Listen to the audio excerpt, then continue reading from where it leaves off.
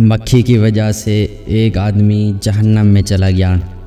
رسول اللہ صلی اللہ علیہ وآلہ وسلم نے فرمایا، ایک آدمی صرف مکھی کی وجہ سے جنت میں چلا گیا اور دوسرا جہنم میں۔ صحابہ نے عرض کیا، یا رسول اللہ صلی اللہ علیہ وآلہ وسلم وہ کیسے؟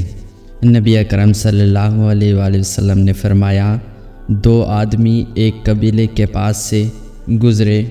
اس قبیلے کا ایک بت تھا جس پر چڑھاوا چڑھائے بغیر کوئی آدمی وہاں سے نہیں گزر سکتا تھا۔ چنانچہ ان میں سے ایک شخص سے کہا گیا کہ اس بت پر چڑھاوا چڑھاؤ۔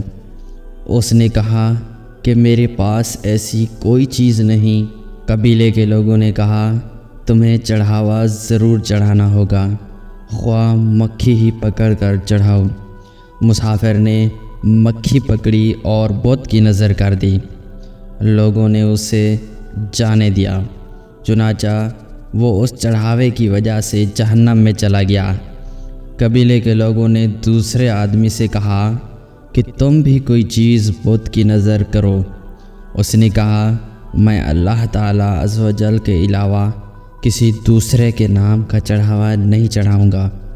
لوگوں نے اسے قتل کر دیا اور وہ جنت میں چلا گیا۔